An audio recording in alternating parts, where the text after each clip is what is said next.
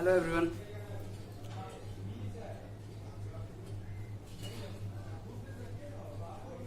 आज हम लोग का इन्वेस्टमेंट टॉपिक स्टार्ट होगा, तो let's start. Investment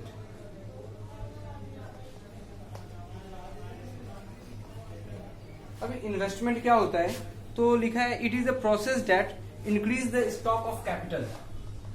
it is the process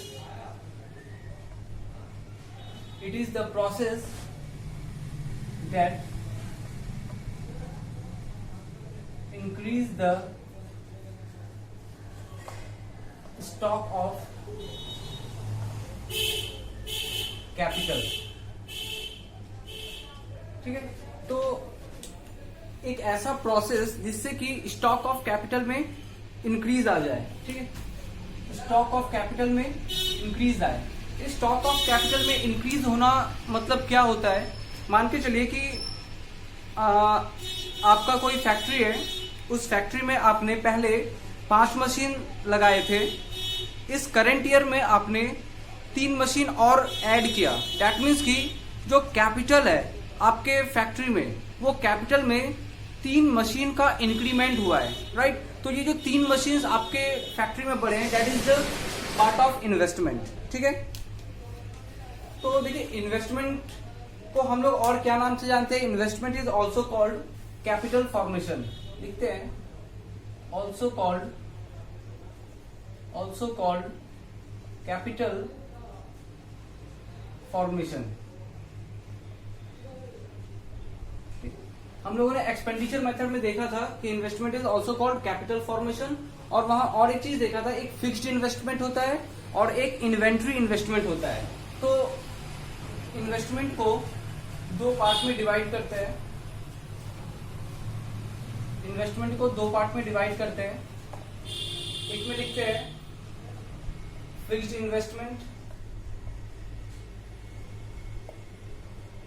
investment, दूसरा लिखते हैं इन्वेंट्री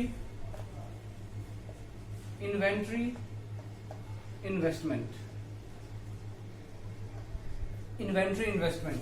ठीक है, फिक्स्ड इन्वेस्टमेंट क्या होता है, अभी जो मैंने एग्जांपल दिया ना कि एक फैक्ट्री है, उस फैक्ट्री में पहले 5 मशीन्स लगाए गए थे और 5 मशीन्स पे प्रोडक्शन होता था। अब क्या हुआ है, करंट ईयर में आपने 3 मशीनरी नए खरीद के और इंस्टॉल किया है। दैट मीन्स कि अब आपका टोटल कैपेसिटी हो गया है 8 मशीन का। दैट मीन्स कि ये जो 3 मशीन का एडिशन हुआ है, that is called fixed investment. क्योंकि ये जो मशीन आप ऐड कर रहे हो, that is fixed investment. That means ये बहुत साल तक यूज होगा, इसलिए हम लोग इसको कहते हैं फिक्स्ड इन्वेस्टमेंट। ठीक है, फिक्स्ड इन्वेस्टमेंट में आप लिख सकते हैं कि increase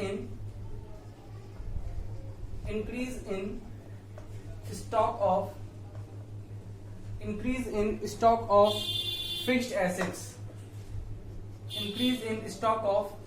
fixed assets is called fixed investment। ठीक है, एक एग्जांपल से देखते हैं। जैसे कि मान के चलते 2018 में आपके पास 10 मशीन थे, 10 मशीनरी, और 2019 में आपके पास 15 मशीनरी है। ठीक है, तो कितना का इंक्रीज आया फिक्स्ड एसेट्स में, increase in fixed assets equal to कितना का इंक्रीज आया, 5 मशीन का, 5 मशीनरी। ठीक है, ये क्या है, ये है आपका फिक्स्ड इन्वेस्टमेंट, यही है आपका फिक्स्ड इन्वेस्टमेंट। आगे आते हैं फिक्स्ड इन्वेस्टमेंट। अच्छा, फिक्स्ड इन्वेस्टमेंट का क्या रोल है, राइट। फिक्स्ड इन्वेस्टमेंट हमारे लिए कैसे हेल्पफुल है। देखो, जब हमारे फैक्ट्री में या फिर हमारे इकोनॉमी में 10 मशीन था, तो 10 मशीन से अगर पर मशीन एक कैपेसिटी होती है, जैसे कि एक मशीन पे 100 यूनिट का प्रोडक्शन मैक्सिमम हो सकता है, तो 10 मशीन पे कितना का प्रोडक्शन हो जाएगा, दैट मीन्स 1000 यूनिट का प्रोडक्शन होगा। लेकिन अगर आपने 5 मशीन और लगा लिए, दैट मीन्स कि अब आपका प्रोडक्शन 500 यूनिट से बढ़ जाएगा। तो ज्यादा इन्वेस्टमेंट, ज्यादा फिक्स्ड इन्वेस्टमेंट करने से आपका प्रोडक्शन कैपेसिटी बढ़ जाता है। तो लिखते हैं सिग्निफिकेंस, सिग्निफिकेंस लिखिएगा सिग्निफिकेंस में कि फिक्स्ड इन्वेस्टमेंट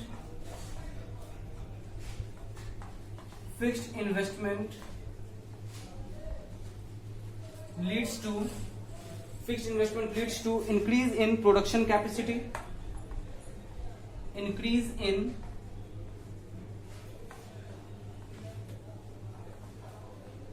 production capacity, ठीक है। और फिर प्रोडक्शन कैपेसिटी बढ़ने से क्या होता है कि इंक्रीज इन आउटपुट, क्योंकि हमारा प्रोडक्शन कैपेसिटी बढ़ गया है।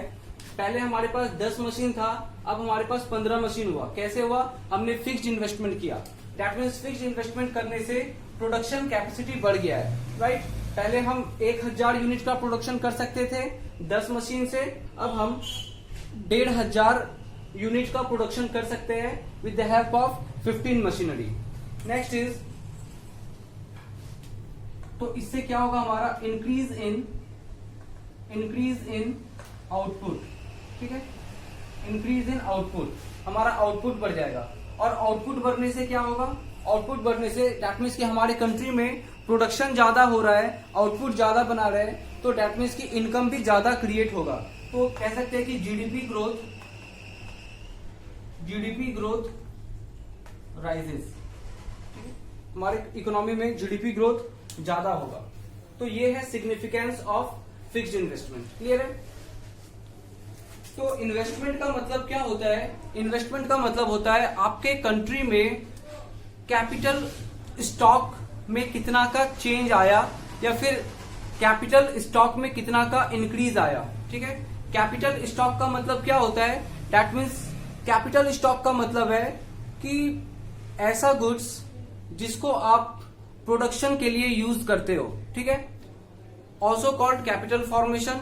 अभी 2 टाइप का इन्वेस्टमेंट होता है। पहला है फिक्स्ड इन्वेस्टमेंट, ठीक है।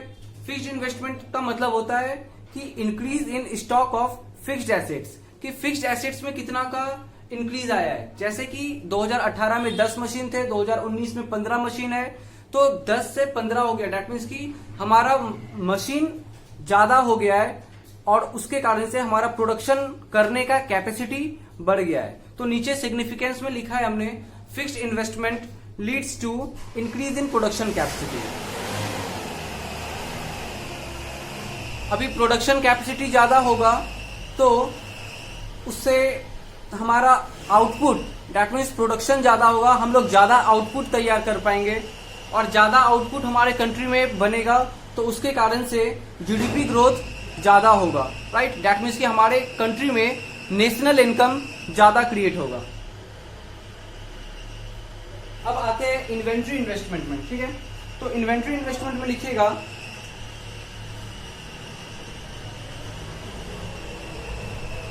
Change in inventory stock, change in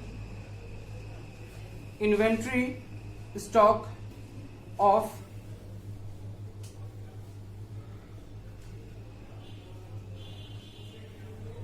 change in inventory stock during the year।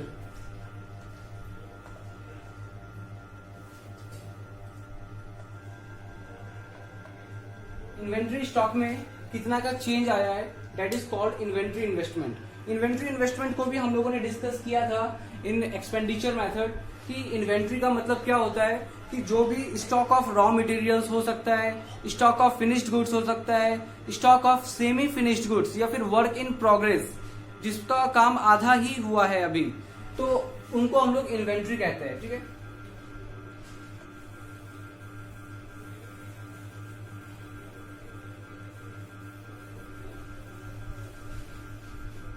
तो लिखते हैं यहां पे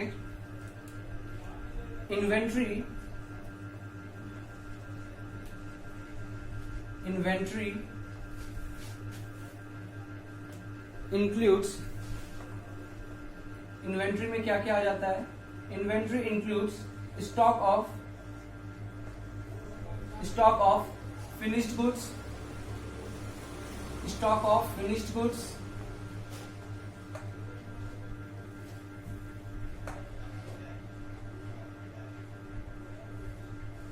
और क्या हो सकता है? स्टॉक ऑफ रॉ मटेरियल्स, और क्या हो सकता है? Stock of semi finished goods, right. Semi finished goods को हम लोग वर्क इन प्रोग्रेस भी बोलते हैं। Stock of semi finished goods and stock of raw materials.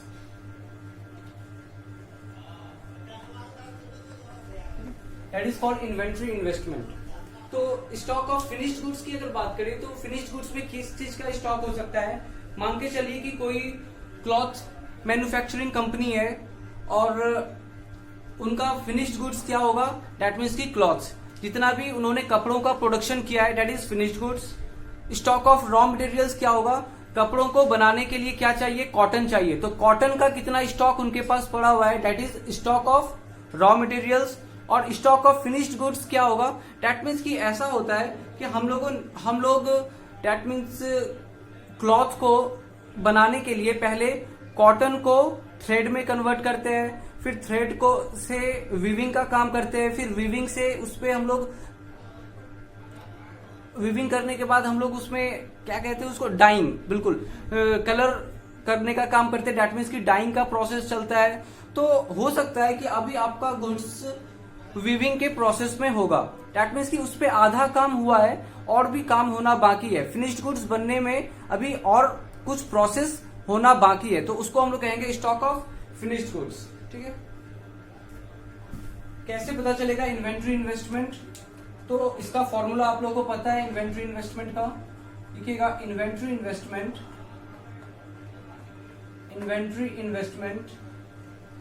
Equal to closing stock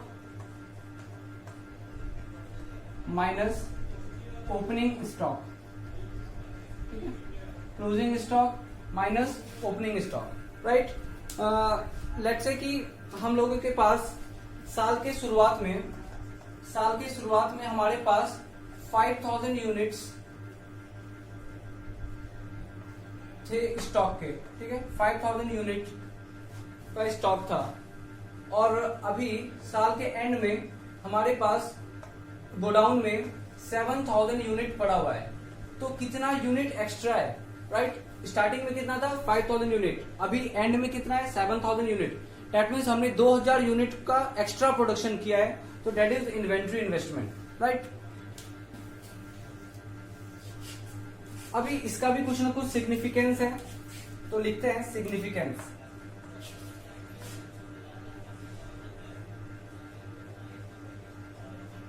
लिखिएगा सिग्निफिकेंस में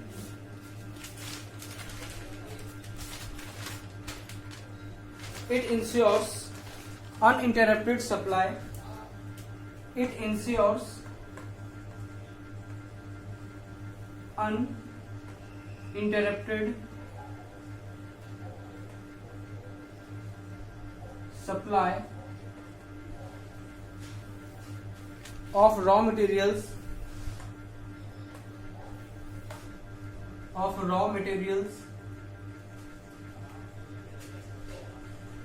टू प्रोड्यूसर्स। ठीक है, तो इन्वेंट्री इन्वेस्टमेंट का क्या रोल है? ये प्रोड्यूसर्स को रॉ मटेरियल्स का अनइंटरप्टेड सप्लाई प्रोवाइड करता है।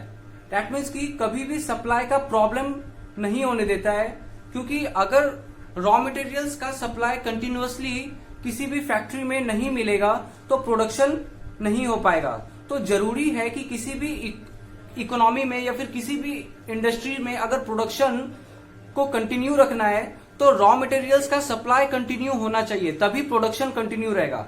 एग्जांपल कि अगर हमें क्लॉथ का प्रोडक्शन करना है तो कॉटन का सप्लाई मिलते रहना चाहिए। अगर हमें इलेक्ट्रिसिटी का प्रोडक्शन करना है एनटीपीसी में तो कोयला का सप्लाई में कमी नहीं आना चाहिए, क्योंकि अगर कोल का सप्लाई कम रहेगा तो इलेक्ट्रिसिटी हम लोग जनरेट नहीं कर पाएंगे। तो जो भी रॉ मटेरियल्स होता है उसका सप्लाई में कोई कमी ना आए, ये चीज को कौन इंश्योर करता है, इस चीज का ख्याल कौन रखता है? Inventory investment. और इसीलिए इन्वेंट्री इन्वेस्टमेंट काफी इंपॉर्टेंट है, काफी सिग्निफिकेंट है, ठीक है, क्योंकि इससे हमें अनइंटरप्टेड सप्लाई मिलता है रॉ मटेरियल्स का और हमारे कंट्री में प्रोडक्शन में कोई प्रॉब्लम नहीं आता है। तो इन्वेंट्री कंप्लीट है। अभी दो टाइप के इन्वेंट्री होते हैं, उसको डिस्कस करते हैं। नोट डाल के लिखिएगा। एक होता है desired inventory stock, desired inventory stock,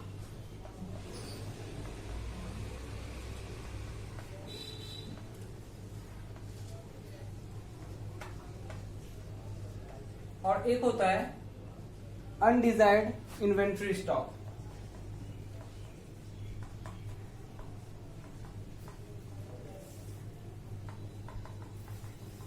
undesired inventory stock, ठीक है। हम लोग को दोनों के बारे में पढ़ना है। डिजायर्ड इन्वेंट्री स्टॉक का मतलब होता है कि देखो कभी भी हमारे इकोनॉमी में डिमांड क्रिएट हो सकता है, दैट मीन्स कि एक्सेस डिमांड। मान के चलो कि किसी कारण से डिमांड में राइज आ गया है, तो उस एक्स्ट्रा जो डिमांड क्रिएट हुआ है, जो एक्स्ट्रा डिमांड क्रिएट हुआ है, उसको पूरा करने के लिए कोई भी कंपनी अपने पास एक्सेस प्रोडक्शन करके रखती है। थोड़ा उनको लगता है कि मान के चलिए किसी सिचुएशन में ज्यादा डिमांड क्रिएट होने लग जाए, तो सप्लाई पहले से तैयार होना चाहिए ताकि आप उस अपॉर्चुनिटी का फायदा उठा के नए कस्टमर्स बना सको अपने बिजनेस के लिए। मान के चलिए कि अभी लॉकडाउन के टाइम पे क्या हुआ कि बहुत सारी चीजों का, इसेंशियल गुड्स का डिमांड मार्केट में बढ़ गया था, राइट। और मान के चलिए कि और भी चीजें जैसे कि जो सैनिटाइजर है उसका मार्केट में डिमांड अचानक से बढ़ गया, राइट। डेटॉल का डिमांड अचानक से बढ़ गया, मास्क का डिमांड अचानक से बढ़ गया। तो ये जो राइज आया था डिमांड में वो अचानक से आ गया, और इस टाइप के डिमांड को पूरा करने के लिए किसी भी कंपनी के पास थोड़ा एक्स्ट्रा स्टॉक होना चाहिए, एक्स्ट्रा इन्वेंट्री होना चाहिए फिनिश्ड गुड्स का, ताकि कभी भी इस टाइप का अगर सडन राइज आए डिमांड में तो वो उस अपॉर्चुनिटी का फायदा उठा के मार्केट में नए कस्टमर्स बना सके और अपना एक्सपेंशन कर सके। तो that is called desired inventory stock, right. तो लिखिएगा डिजायर्ड इन्वेंट्री स्टॉक में stock maintained by producers, stock maintained bye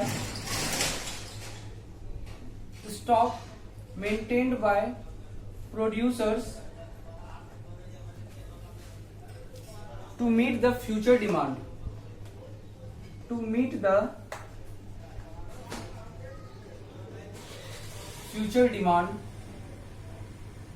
is called desired inventory stock, ठीक है। फिर है undesired inventory stock. Undesired inventory stock क्या होता है कि कभी कभी हम लोग इस चीज को सोच के कि इतना का मार्केट में डिमांड है तो हम लोग उस हिसाब से प्रोडक्शन करते हैं, ठीक है। लेकिन किसी कारण से क्या होता है, मार्केट में सामान सेल नहीं हो पा रहा है, तो जो हमारा स्टॉक है, जो हमने प्रोडक्शन किया है, वो पड़ा रह जाता है, वो अनसोल्ड रह जाता है, और इसके कारण से हमारा पैसा जो हमने पूंजी प्रोडक्शन में लगाया है, जो इन्वेस्टमेंट लगाया है, वो फंस जाता है, राइट। क्योंकि सामान मार्केट में बिक नहीं रहा है, और सामान मार्केट में बिकेगा नहीं तो प्रॉफिट कहां से आएगा, और जो भी सामान में हमने पैसा इन्वेस्ट किया हुआ है वो फंसा हुआ है, क्योंकि बिक ही नहीं रहा है तो पैसा हमें कन्वर्ट कहां से होगा। तो एक एग्जांपल से समझा रहा हूं मैं इसको। मान के चलिए कि अभी ऑटोमोबाइल्स, दैट मीन्स कि कार का सेल्स घट गया था। अभी आपने रिसेंट डेटा सुना होगा कि महिंद्रा एंड महिंद्रा ने एक भी कार नहीं बेचा in the month of April. Tata Motors ने भी एक भी यूनिट कार नहीं बेचा है in the month of April. Maruti Suzuki का भी कार नहीं बिका है। तो मतलब कि इतने बड़े बड़े जायंट, इतने बड़े बड़े कंपनीज ने अपना एक यूनिट भी कार बेच नहीं पाए हैं। क्यों नहीं बेच पाए? क्योंकि अचानक से मार्केट में डिमांड कम हो गया है। क्यों डिमांड कम हुआ? ड्यू टू कोरोना वायरस या फिर लॉकडाउन के कारण से लोग घर से बाहर नहीं निकल रहे हैं, लोग अपने पैसों को बचा रहे हैं, लोग उसी चीज पे पैसा खर्च कर रहे हैं जो उनके लिए इसेंशियल है, राइट। तो वो कार खरीदने में पैसा खर्च नहीं कर रहे हैं। इन दैट केस क्या हुआ कि जो भी प्रोडक्शन किया था इन ऑटोमोबाइल्स इंडस्ट्री ने, इन कंपनीज ने, उनका सामान बिक नहीं रहा है मार्केट में, राइट। तो उनका जो इन्वेस्टमेंट था कार का प्रोडक्शन करने में, वो सारा का सारा इन्वेस्टमेंट फंस गया है अभी, राइट। क्योंकि होता क्या है, हम लोग कार का प्रोडक्शन करते हैं, दैट मीन्स कि पैसा इन्वेस्ट किया हमने, फिर वो कार मार्केट में बिकता है, तो हमारा जो पैसा इन्वेस्टेड है वो फिर कैश में कन्वर्ट हो जाता है, राइट। लेकिन अभी जितना भी कार का प्रोडक्शन हुआ था वो सारा का सारा कार पड़ा हुआ है, या तो डीलर्स के पास या तो फैक्ट्री में, बिक नहीं रहा है, तो इन्वेस्टमेंट फंस जाता है और इसके कारण से कोई भी प्रोड्यूसर को बहुत सारा लॉस होता है, राइट। तो अनडिजायर्ड इन्वेंट्री स्टॉक में लिखेगा it arises due to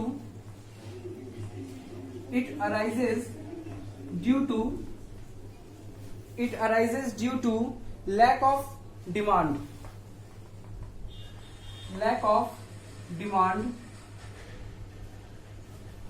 in market. और इसके कारण से क्या होता है? लीड्स टू देखिए ये एरो जो हम लोग जहां पे भी ये एरो दे रहे हैं ना, इस एरो का मतलब होता है लीड्स टू।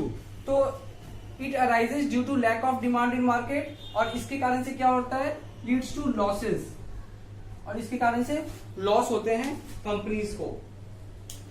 क्लियर है? चलिए, इन्वेस्टमेंट का पार्ट इतना ही था। हम लोग आगे बढ़ते हैं। आगे ग्रॉस इन्वेस्टमेंट और नेट इन्वेस्टमेंट पे भी डिस्कस करते हैं।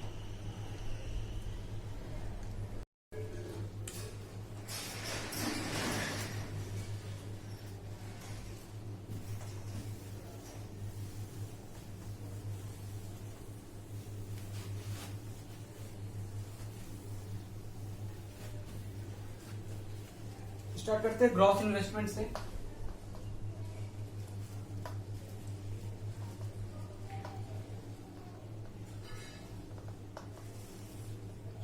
देखिएगा ग्रॉस इन्वेस्टमेंट में कि it means total production of capital goods, it means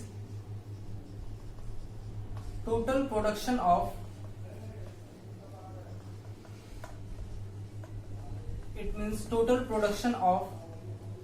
capital goods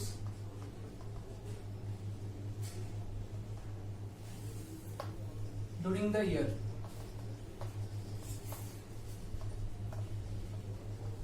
It means total production of capital goods during the year. ठीक है? It includes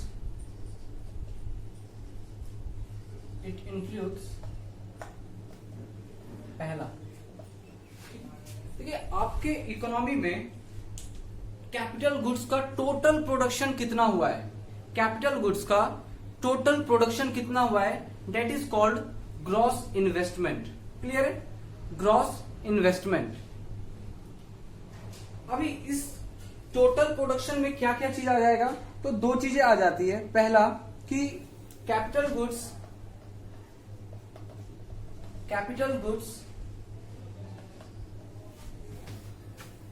used for replacement of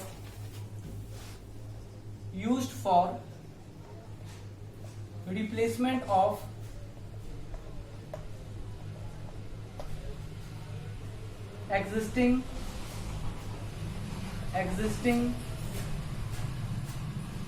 capital stock। ठीक है? और दूसरा capital goods used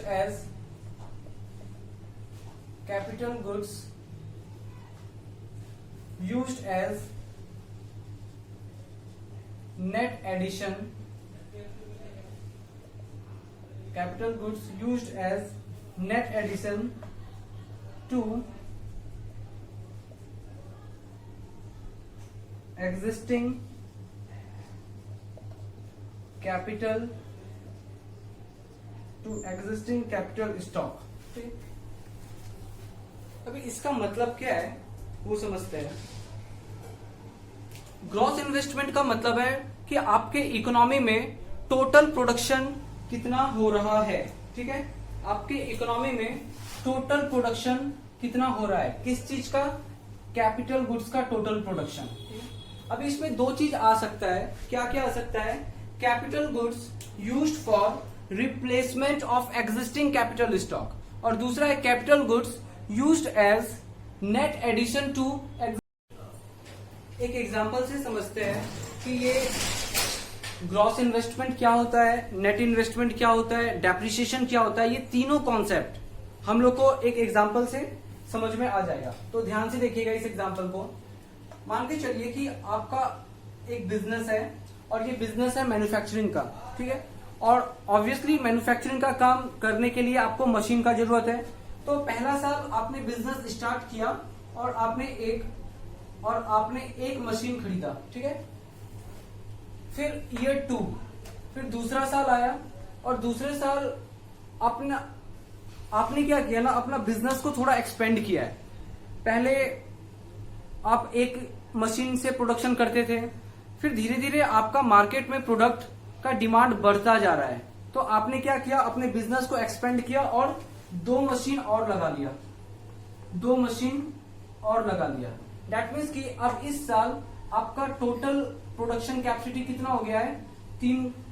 आपके पास कितना machine आ चुका है, 3 मशीन का आपका प्रोडक्शन कैपेसिटी हो चुका है। फाइन, अब आते हैं ईयर 3 पे।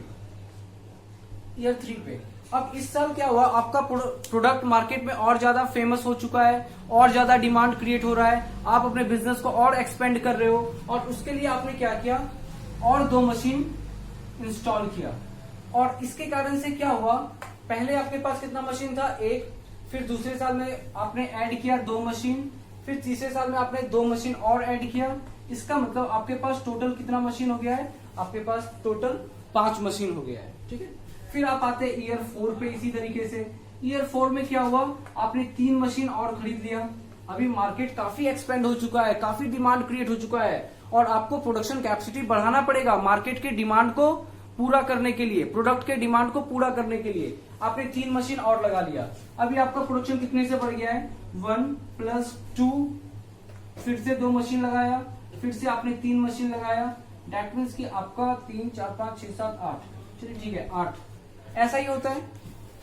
तो आपको पता है ये ग्रॉस इन्वेस्टमेंट क्या होता है, ग्रॉस इन्वेस्टमेंट होता है कि आपने कितना से कैपिटल गुड्स को इंक्रीज किया है। जैसे कि ईयर 1 में 1 मशीन था और ईयर 2 में आपने 2 मशीन और ऐड किया, आपने 2 मशीन और ऐड किया।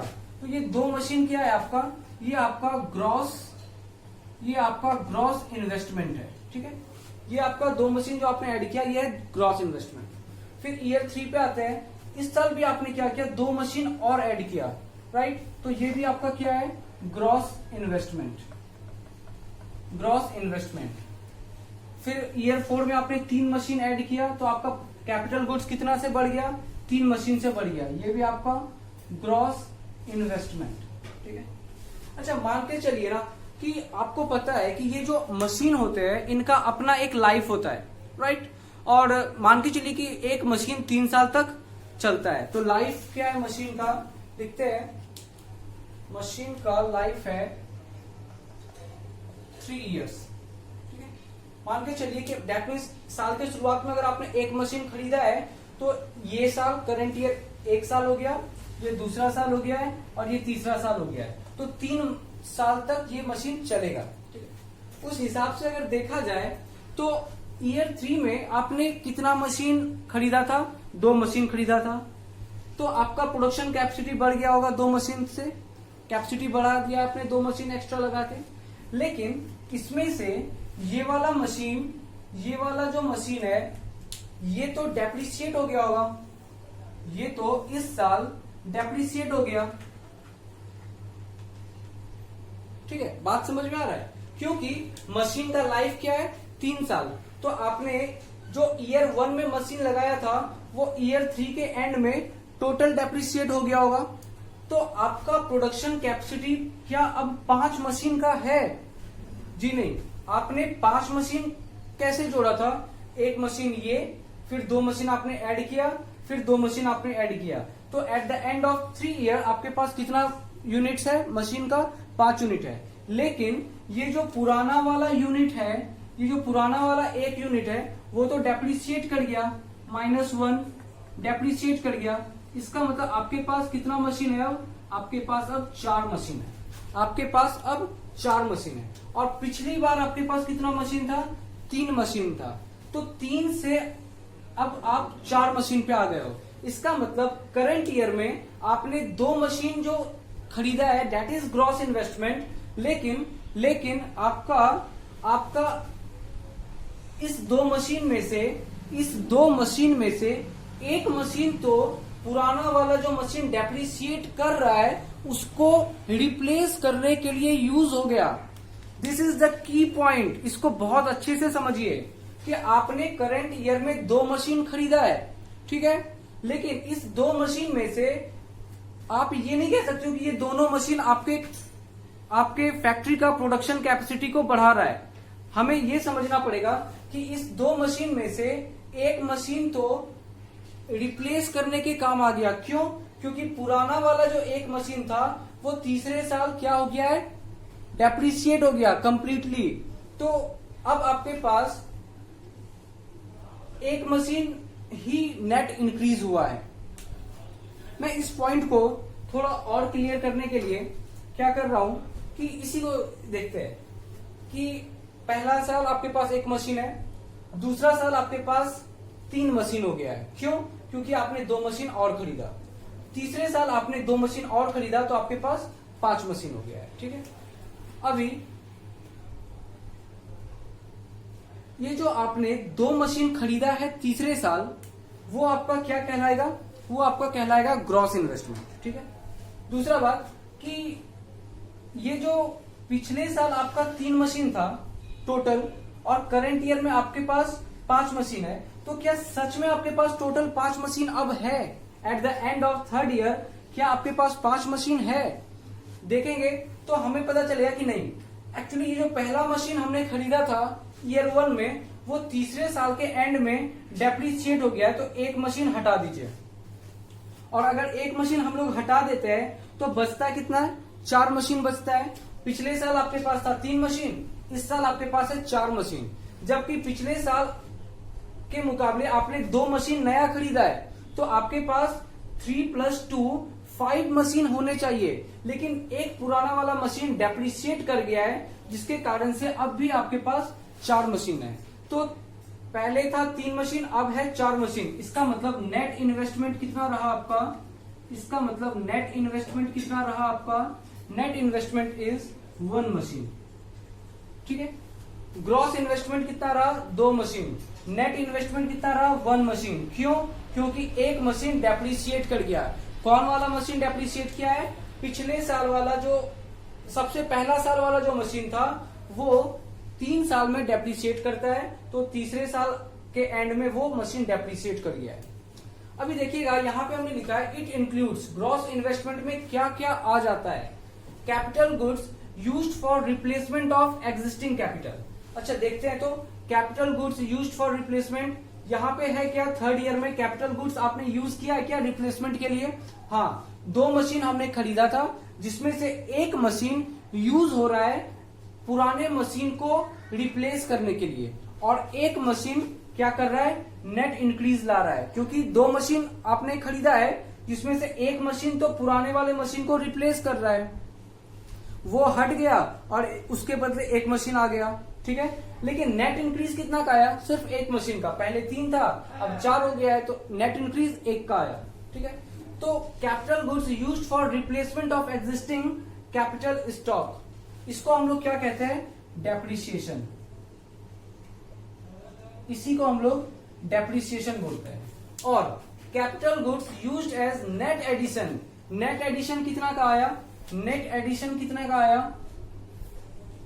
नेट एडिशन आया है 1 मशीन का, तो इसको हम लोग कहते हैं net investment. Net investment clear है? चलिए अभी हम लोग क्या करते हैं कि ईयर 4 को चेक करते हैं, ठीक है?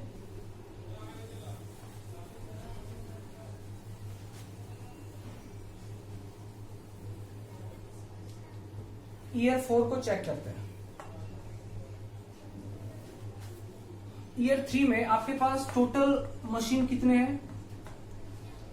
ईयर 3 में आपके पास टोटल मशीन है 2 + 2 + 1 5 होना चाहिए था, लेकिन ये पहला साल वाला मशीन डेप्रिशिएट कर गया, तो आपके पास टोटल मशीन मतलब कि टोटल कैपिटल गुड्स आपके पास कितना है? 4। तो ये 4 हो गया आपका टोटल कैपिटल स्टॉक। आगे बढ़ते हैं। अब आते हैं ईयर 4 पे। ईयर 4 में आपने कितना मशीन खरीदा? आपने 3 मशीन खरीदा, तो 4 मशीन पहले से है आपके पास और 3 मशीन आपने और खरीदा। इसका मतलब आपके पास अब 7 मशीन हो गया होगा। आपके पास अब 7 मशीन हो गया होगा। चेक करते हैं एक बार 7 मशीन हुआ है क्या। देखिए आपने ना इस साल 3 मशीन खरीदा, तो वो तो ग्रॉस इन्वेस्टमेंट है, लेकिन ये जो ईयर 2 में आपने 2 मशीन खरीदा था वो 3 साल अब यूज हो चुका है। ईयर 2 में 1 साल यूज हुआ, ईयर 3 में 1 साल यूज हुआ और ईयर 4 के एंड में भी 1 साल अब यूज हो चुका है। दैट मीन्स कि ये जो 2 मशीन था वो 4th ईयर में आके डेप्रिशिएट हो गया। ये जो 2 मशीन था, 2 मशीन क्या हो गया है? ईयर 4 में आके डेप्रिशिएट हो गया है। उस हिसाब से अगर देखा जाए तो 4 + 3 7 मशीन होना चाहिए था, लेकिन 2 मशीन डेप्रिशिएट कर गया। 2 मशीन डेप्रिशिएट कर गया, तो आपके पास कितना मशीन बचा होगा? 5 मशीन बचा होगा। अब फिर से देखते हैं। दैट मीन्स कि 3 मशीन आपने खरीदा, वो क्या हो गया? आपका ग्रॉस इन्वेस्टमेंट हो गया। लेकिन इस 3 मशीन में से 2 मशीन तो यूज हो गया एज अ रिप्लेसमेंट, क्योंकि 2 मशीन डेप्रिशिएट हो रहा है करंट ईयर में। तो 2 मशीन अगर डेप्रिशिएट हो रहा है तो इसको इस साल के 3 मशीन में से 2 मशीन तो उसको रिप्लेस करने में यूज हो गया, राइट? तो एक्चुअल में कितना बढ़ा? एक्चुअल में 1 ही मशीन बढ़ा आपका। कैसे? पिछले साल आपके पास 4 मशीन था और देखो इस साल अब आपके पास 5 मशीन हो गया। इसका मतलब नेट इन्वेस्टमेंट कितना है? नेट इन्वेस्टमेंट है 1 मशीन का। नेट इन्वेस्टमेंट है 1 मशीन। 2 मशीन क्या हुआ है? डेप्रिशिएट हुआ है और ग्रॉस इन्वेस्टमेंट किया है 3 मशीन का। तो इसका मतलब कि इस केस में gross investment is 3, depreciation is 2 and net investment is 1 machine.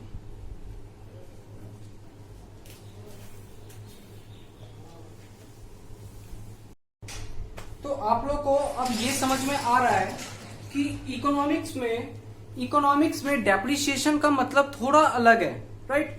Economics में डेप्रिसिएशन का मतलब क्या है? Replacement cost. इकोनॉमिक्स में डेप्रिसिएशन का मतलब है रिप्लेसमेंट कॉस्ट, ठीक है? चलिए एक एग्जांपल इसका हम लोग लिख लेते हैं। वो तो आपको समझाने के लिए था कि ईयर 1, ईयर 2, ईयर 3, ईयर 4 और कितना हम लोग ईयर 3 में खरीद रहे हैं मशीन, और लेकिन उसमें से कितना मशीन इस साल डेप्रिसिएट भी हो रहा है। तो नेट इंक्रीज कितने का आ रहा है इकोनॉमी में? अभी मानते चलते हैं कि machinery produced during the year, मतलब कि हमारे इकोनॉमी में कितना मशीन का प्रोडक्शन हुआ है। हमारी इकोनॉमी में 10 मशीन का प्रोडक्शन हुआ है। तो आपके इकोनॉमी में जितना भी मशीन का प्रोडक्शन हुआ, that is the part of GDP, gross domestic product, मतलब ग्रॉस है वो, ठीक है? ग्रॉस है। तो यहाँ पे हम लोग लिखते हैं ग्रॉस इन्वेस्टमेंट, इतना आपने प्रोडक्शन किया है, ये आपका ग्रॉस इन्वेस्टमेंट है।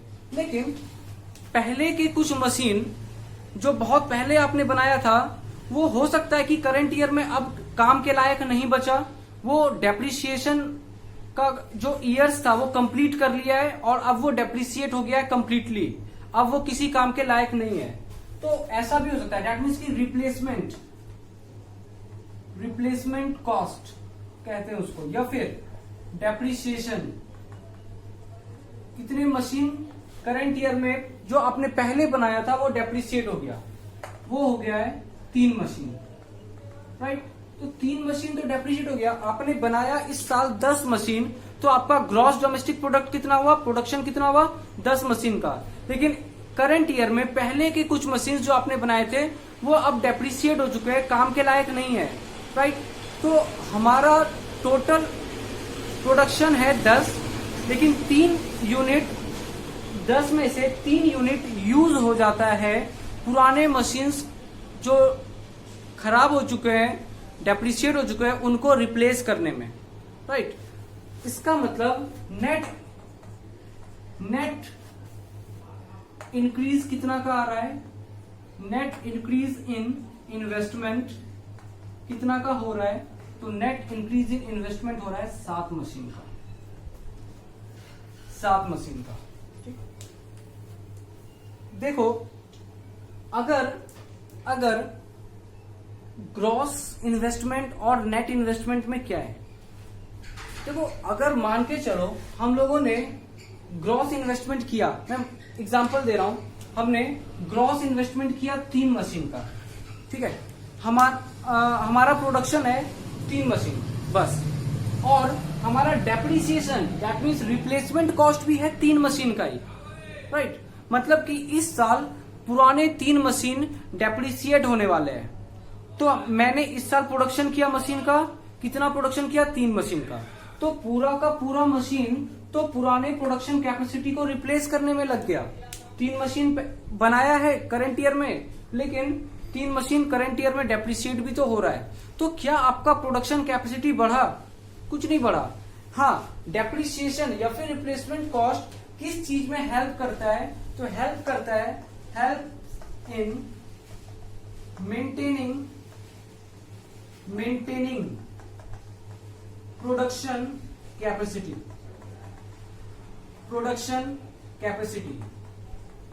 ठीक है।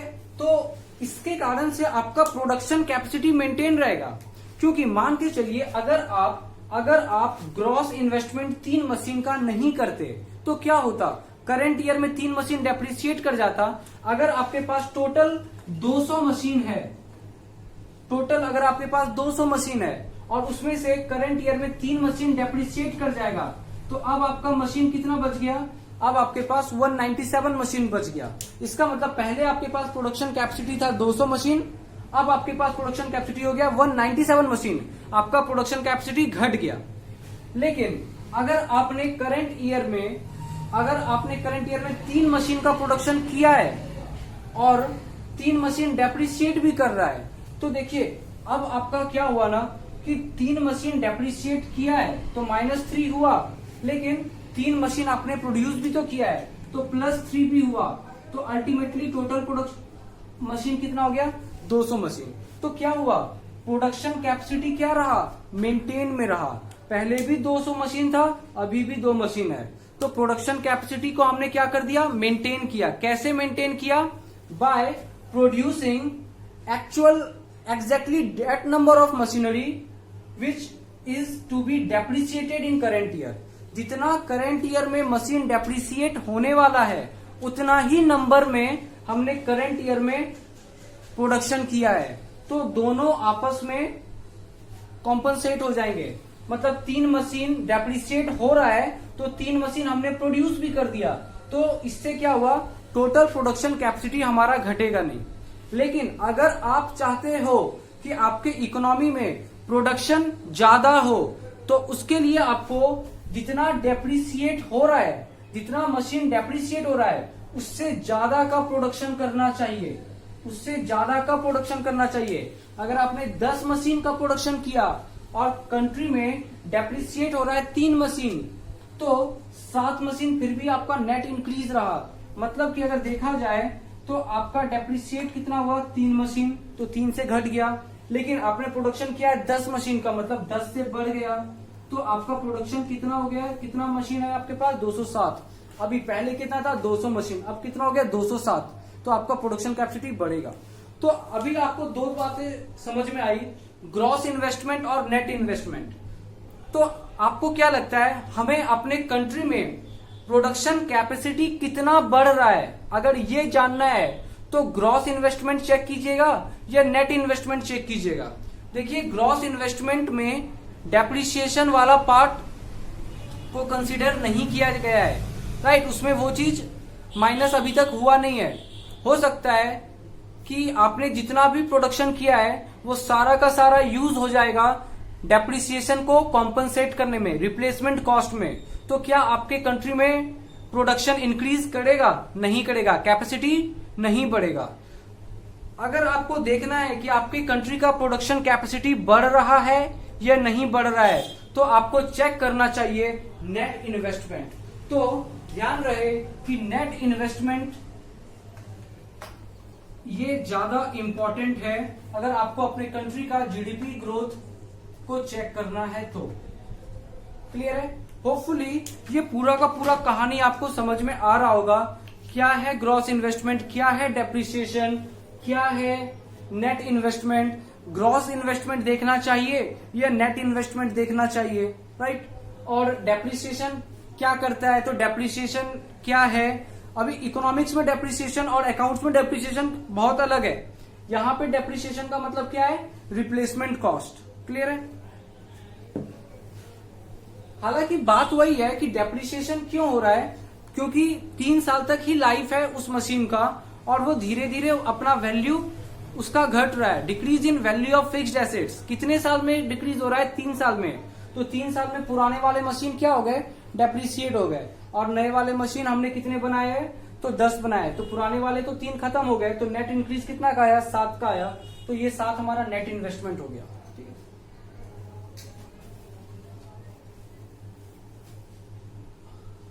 अच्छा आपको ये बात समझ में आया क्या कि ग्रॉस इन्वेस्टमेंट से फायदा है या फिर ग्रॉस इन्वेस्टमेंट देखना सही होगा कि नहीं?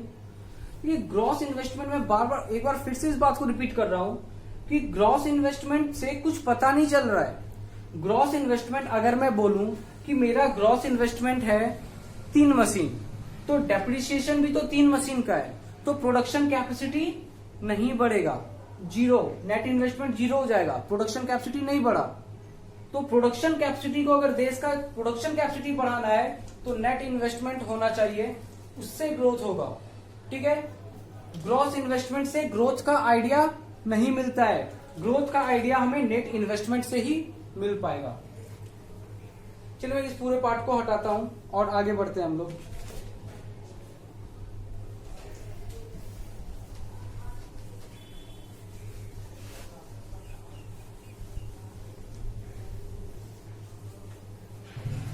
लिखते हैं सिग्निफिकेंस ऑफ नेट इन्वेस्टमेंट। ठीक है, सिग्निफिकेंस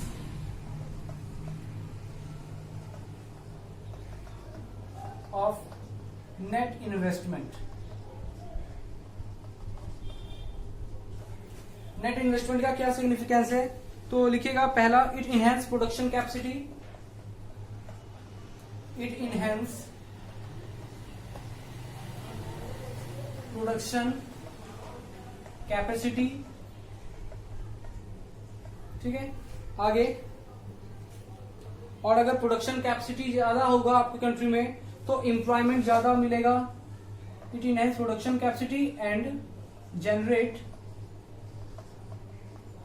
एम्प्लॉयमेंट,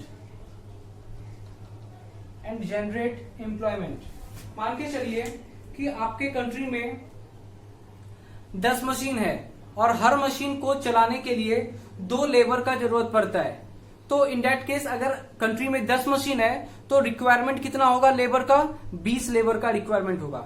लेकिन अगर आपने करंट ईयर में 5 मशीन और नेट इन्वेस्टमेंट किया है तो अब आपके कंट्री में टोटल मशीन हो गए हैं 15, क्योंकि नेट इन्वेस्टमेंट कितने का रहा, 5 मशीन का, तो 10 से 15 हो गया है अब आपके पास मशीन। और उस हिसाब से अगर हर मशीन को चलाने के लिए 2 लेबर चाहिए तो 15 मशीन को चलाने के लिए 30 लेबर चाहिए, तो 10 लेबर को एम्प्लॉयमेंट मिल जाएगा।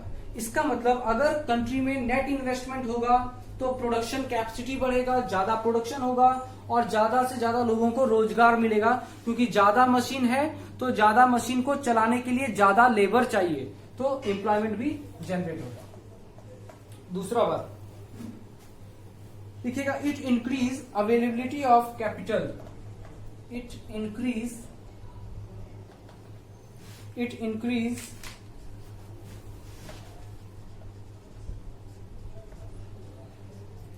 Availability of capital.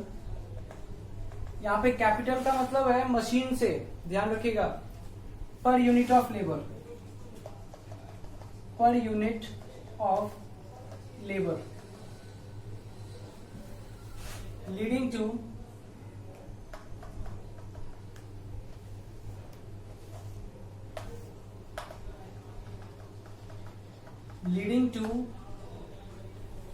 increase in efficiency of labor।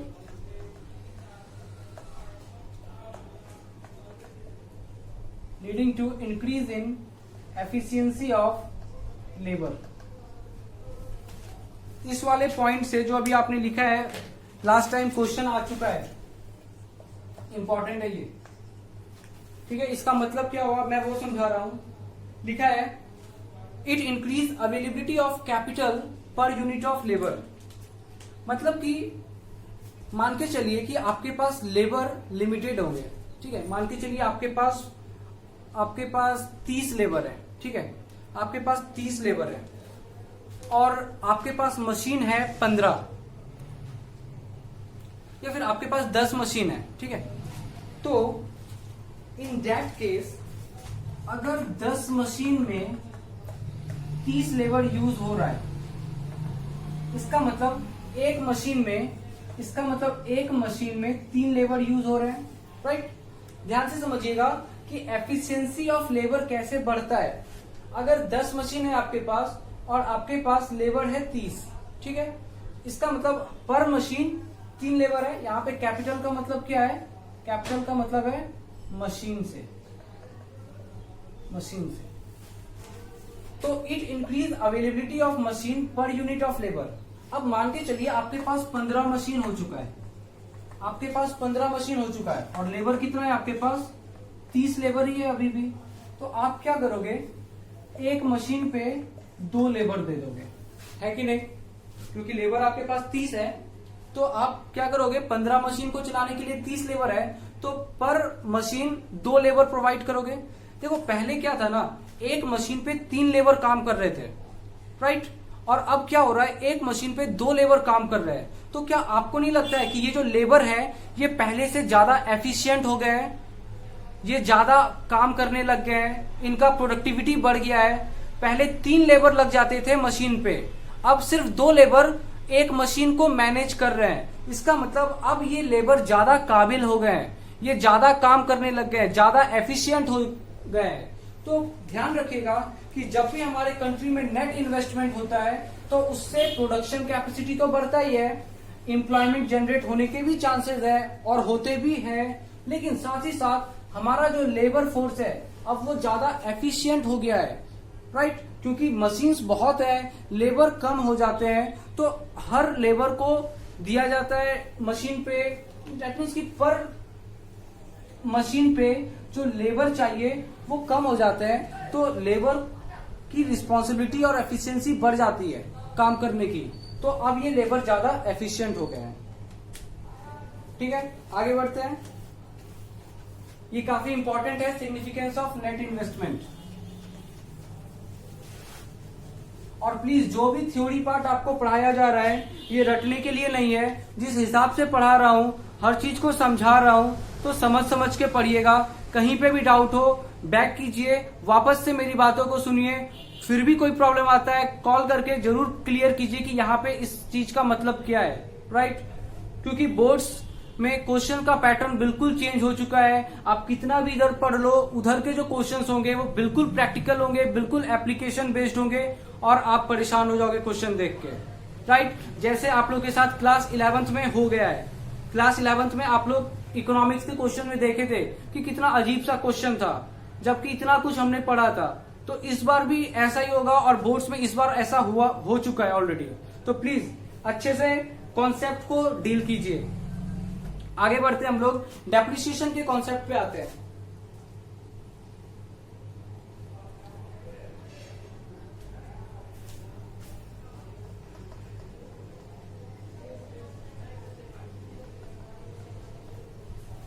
देखिएगा डेप्रिसिएशन में loss in value of fixed assets due to loss in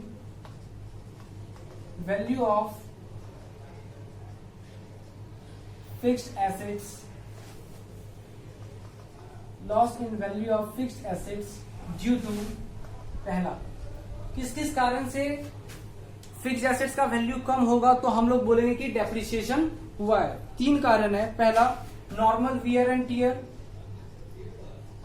normal wear and tear, ठीक है। B accidental damage, accidental damage, और C expected obsolescence, expected obsolescence. देखिए जो तीसरा point आप लिखा है ना एक्सपेक्टेड ऑब्सोलिसेंस, इधर से क्वेश्चन रहता है, ये इंपॉर्टेंट है। तो हमने लिखा है कि डेप्रिसिएशन क्या होता है, तो सेम 11th वाला डेफिनेशन लिखा है कि loss in value of fixed assets due to, पहला नॉर्मल वियर एंड टियर के कारण से, मतलब कि बार बार मशीन यूज हो रहा है बहुत साल से, तो उस मशीन का प्रोडक्टिविटी कम होने लग जाता है इतना साल के कंटिन्यूअस यूज होने के कारण। दूसरा एक्सीडेंटल डैमेज, मशीन में कुछ प्रॉब्लम आ गया, कुछ काम करने के टाइम पे ऐसा कुछ अनसर्टेनिटी के कारण से कुछ बहुत प्रॉब्लम्स आते हैं, एक्सीडेंटल डैमेज के कॉन्टेक्स्ट में हम लोग उसको डाल देते हैं। तीसरा है एक्सपेक्टेड ऑब्सोलिसेंस। एक्सपेक्टेड ऑब्सोलिसेंस का मतलब है कि जो फिक्स्ड एसेट्स है वो उसका वैल्यू अब क्या हुआ है, कम हो गया है। क्यों कम हो गया है, तो इसके अंदर 2 चीजें आ जाती है। It has 2 component, it has 2 components. पहला fixed assets being outdated, fixed assets, ठीक है, शॉर्ट में लिखा है मैंने FA, that means fixed assets. Fixed assets being outdated, being outdated due to change in technology, due to change in technology.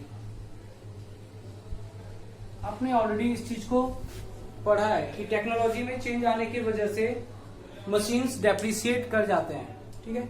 एक example देके इसको मैं समझा रहा हूं। मान के चलिए कि जो बुक में आपके डेफिनेशन एग्जांपल है कि black and white TV, black and white TV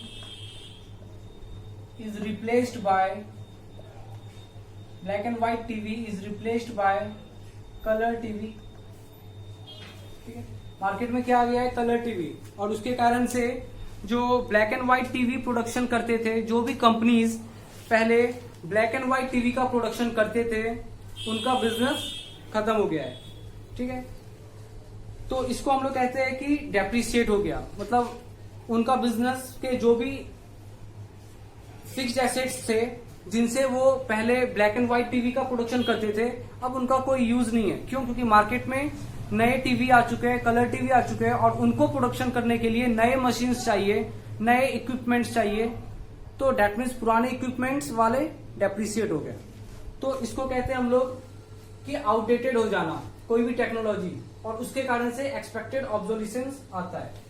और क्यों आ सकता है एक्सपेक्टेड ऑब्सोलिसेंस? लिखिएगा fixed assets being outdated, fixed assets being outdated due to change in demand, क्योंकि डिमांड में चेंज आ गया है। अभी डिमांड में चेंज आने का मतलब क्या होता है, और टेक्नोलॉजी में चेंज आने का मतलब क्या होता है समझिएगा। ठीक है, डिमांड में चेंज आने का मतलब क्या है ना कि लोगों का डिमांड पैटर्न चेंज हो गया है। मान के चलिए कि पहले हम लोग प्लास्टिक बैग यूज करते थे, राइट, पॉलिथीन यूज करते थे सामान लाने के लिए, कुछ सब्जी लाने के लिए। लेकिन अभी गवर्नमेंट ने क्या किया, गवर्नमेंट ने प्लास्टिक बैग्स को बैन कर दिया है। तो उसके कारण से क्या हुआ, अब हम लोग एक कह सकते हैं कि जूट बैग का मार्केट में ट्रेंड आ गया है, उसका डिमांड होने लग गया है। तो दैट मीन्स कि जैसे ही गवर्नमेंट ने प्लास्टिक बैग बैन किया तो उसका इफेक्ट क्या पड़ा कि जो भी कंपनीज प्लास्टिक बैग का प्रोडक्शन कर रही थी और उसके लिए जो मशीन यूज कर रही थी, अब वो मशीन का कोई काम नहीं है क्योंकि प्लास्टिक बैग बैंड हो गया है। तो क्यों यहाँ पे फिक्स्ड एसेट्स डेप्रिसिएट हुए हैं, यहाँ पे फिक्स्ड एसेट्स डेप्रिसिएट हुए हैं क्योंकि लोगों का डिमांड चेंज हो गया है।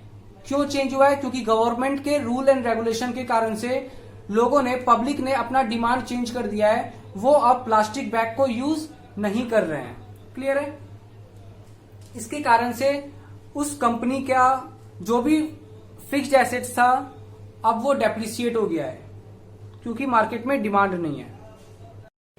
इसका एक एग्जांपल भी हम लोग लिख लेते हैं, इसका भी example, people shift from plastic bag to paper bags और जूट, राइट, जिसको हम लोग थैला बोलते हैं, due to ban on plastic. तो प्लास्टिक बैन हुआ जिसके कारण से चेंज इन डिमांड आया है। ठीक है, तो ये सब क्या है, एक्सपेक्टेड ऑब्सोल्यूशन। तो डेप्रिसिएशन में तीनों ही चीज आ जाती हैं, normal wear and tear, accidental damage, expected obsolescence. इन तीन वजह से डेप्रिसिएशन होता है फिक्स्ड एसेट्स का। फिर अनएक्सपेक्टेड ऑब्सोल्यूशन, एक नोट डालिएगा,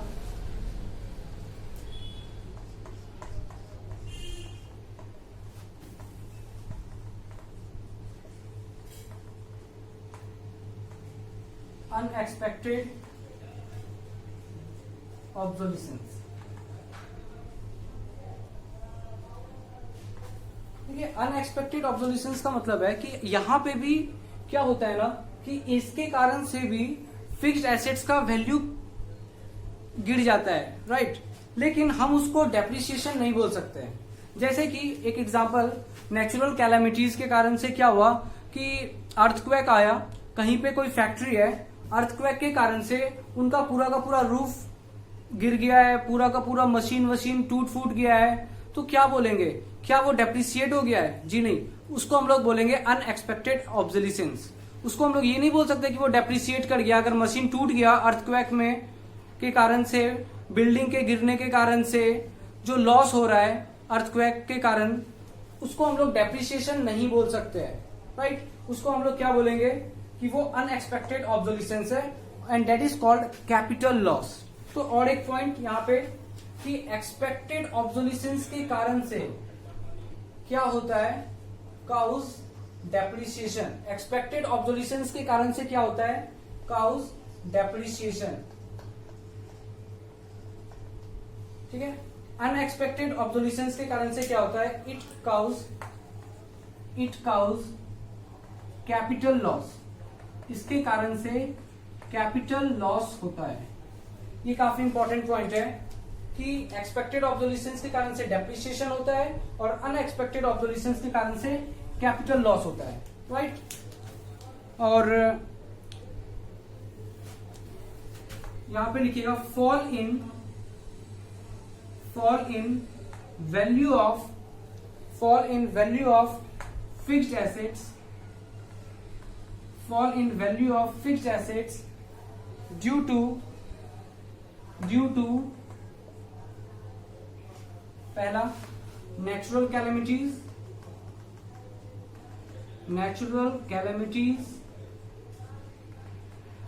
ठीक है, और इकोनॉमिक रिसेशन या फिर economic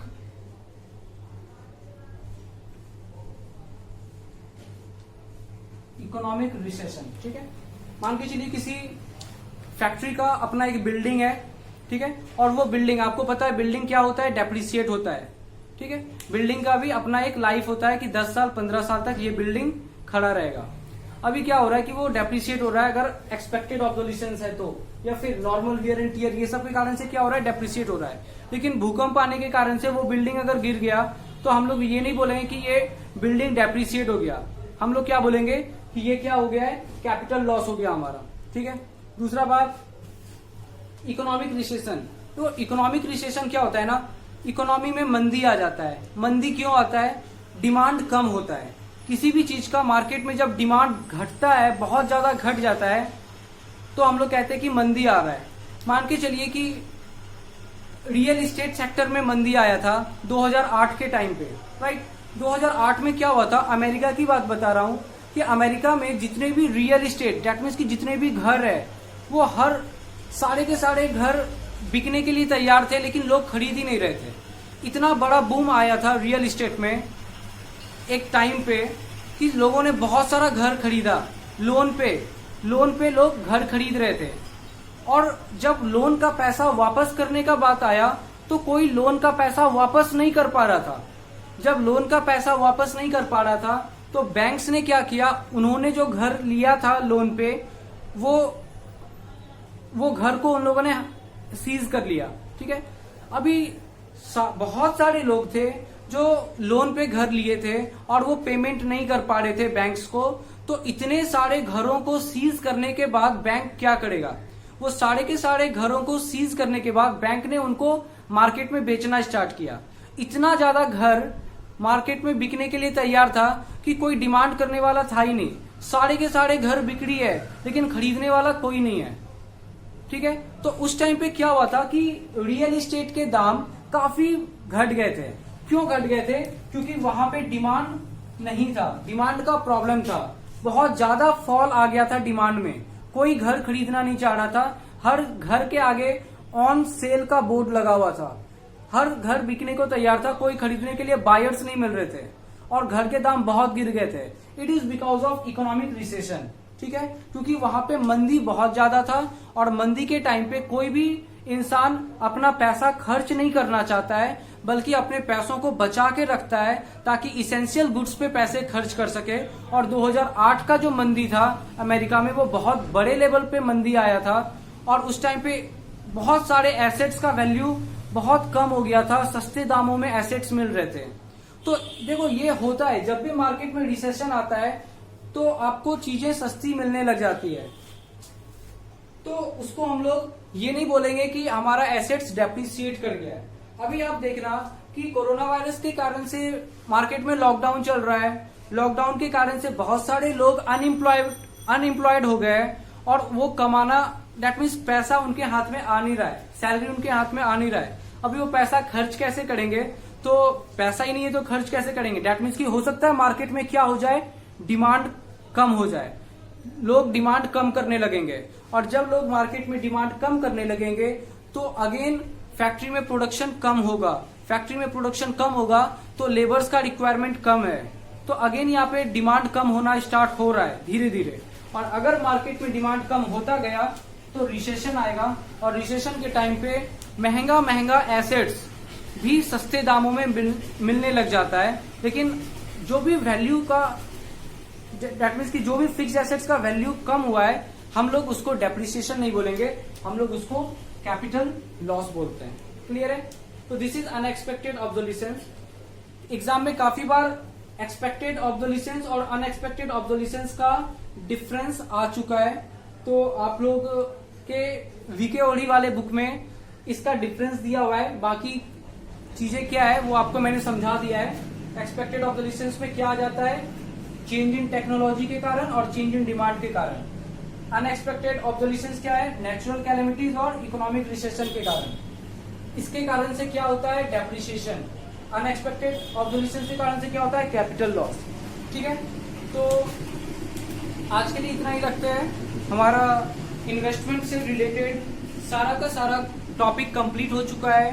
net investment, gross investment, और इन दोनों के हेल्प से हम लोग डेप्रिसिएशन को सीखे, डेप्रिसिएशन क्या होता है, और फिर डेप्रिसिएशन के अंदर भी हम लोगों ने एक्सपेक्टेड ऑब्जोल्यूशंस और अनएक्सपेक्टेड ऑब्जोल्यूशंस भी देख लिया है। Thank you so much.